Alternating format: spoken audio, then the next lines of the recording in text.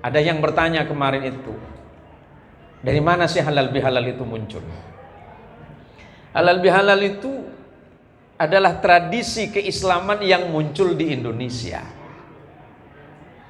Dan itu gagasannya tidak lepas dari dua orang ulama besar di Indonesia yang bernama Hadratus Syekh Abdul Wahab Hasbullah dan Hadratus Syekh Wahid Hashim, putra dari Hadratus Syekh Hashim Ash'ari yang merupakan ayahanda dari Kiai Haji Abdurrahman Wahid. Pada tahun 1948, ini jadi sejarah ini Kiai. Sekedar mengingatkan saja, mungkin lupa atau memang belum pernah dengar. Bahwa ketika setelah 3 tahun Indonesia merdeka, ada kegelisahan dari para ulama-ulama Indonesia. Termasuk yang paling gelisah masa itu adalah Presiden Soekarno.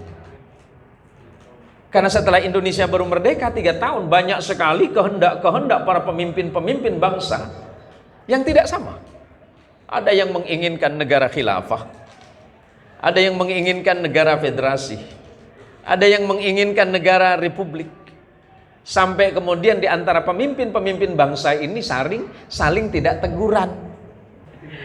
Jadi kemudian ketika Presiden Soekarno bertanya kepada Kiai Haji Abdul Wahab Hasbullah dan Kiai Haji Wahid Hashim, adakah solusi bagaimana para pemimpin-pemimpin bangsa Indonesia ini bisa bersatu kembali agar cita-cita besar Indonesia setelah merdeka yang digagas oleh Hadratus Syekh Hashim Ash'ari, pendiri Nahdlatul Ulama, Kiai Haji Ahmad Dahlan, pendiri Muhammadiyah, yang di awalnya diinisiasi oleh Hadratus Syekh Kiai Khalil Bangkalan, menjadi sebuah cita-cita yang dapat terlaksana agar bangsa ini menjadi bangsa yang baldatun thayyibatun wa rabbun ghafur.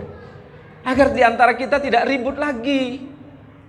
Nah, bagaimana caranya Pak Muklis bisa akur? Bagaimana caranya jamaah dengan imam akur? Nah, akhirnya kemudian apa kata Kiai Haji Abdul Wahab Hasbullah? Tenang Pak Presiden Soekarno, kita punya cara. Bagaimana caranya mempersatukan mereka kembali di antara pemimpin-pemimpin bangsa, di antara para negarawan-negarawan kita ini agar nggak pecah lagi? Kita bikin acara namanya halal bihalal.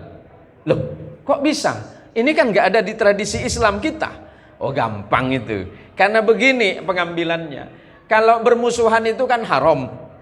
Benci orang lain haram. Enggak teguran sama orang lain haram. Bagaimana kemudian kita halalkan?